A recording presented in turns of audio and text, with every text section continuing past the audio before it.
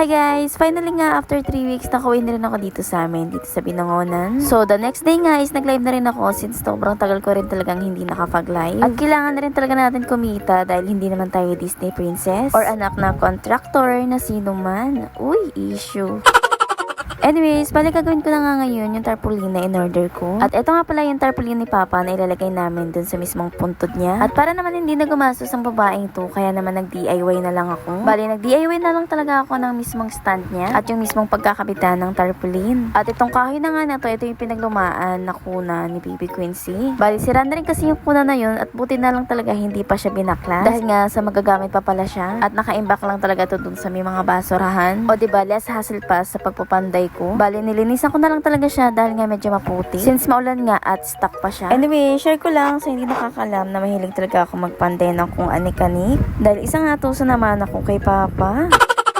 At sa kalagitnaan nga na ginagawa ko dito ay hindi mawawala ang pa-apple kong kapatid. At sa halos lahat naman ng vlog ko, hindi mawawala yung pagmumukhang yan. Minodel niya na nga yung tarpaulin ni Papa. Syempre, hindi naman ako papatalo, no?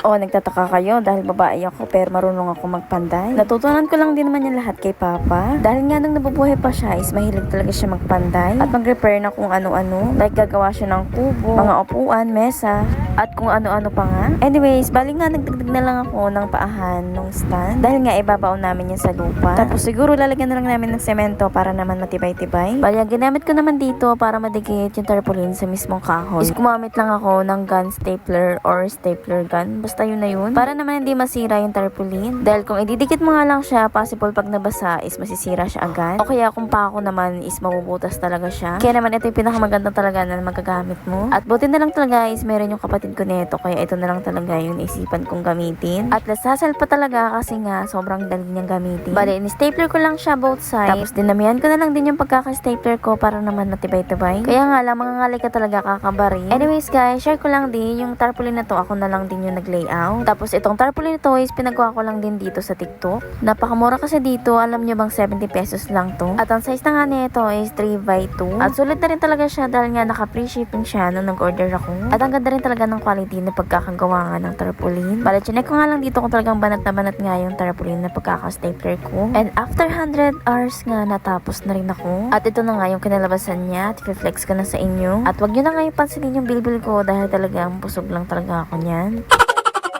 Bali nga ganito nga yung itsura niya sa closer look. Tapos ganito naman yung itsura niya sa back details. Bali nga ilalagay na lang namin to sa puntod ni Papa sa susunod na dadalaw kami. Anyways, after ko nga mag-repair ng tarpaulin ni Papa, ay nagpack naman ako ng mga nilive kong item yesterday. At buti na lang talaga kahit sobrang tagal ko rin hindi nakapag-live is nandiyan pa rin yung mga minor ko. At kahit papaano, kahit konti meron pa rin. At least hindi zero a day. Pero sad to say, every live talaga hindi mawawala ng mga joy-joy. Ano kaya? Masaya ba talaga sila pag nagjo-joy-joy sila? Anyways guys, yung link nga na pinagbilihan ko or pinagawan ko ng tarpaulin is lalagay ko na lang dyan sa yellow basket. Tapos dyan sa comment section na rin. At yun lang naman for today's video. Thank you for watching. Bye!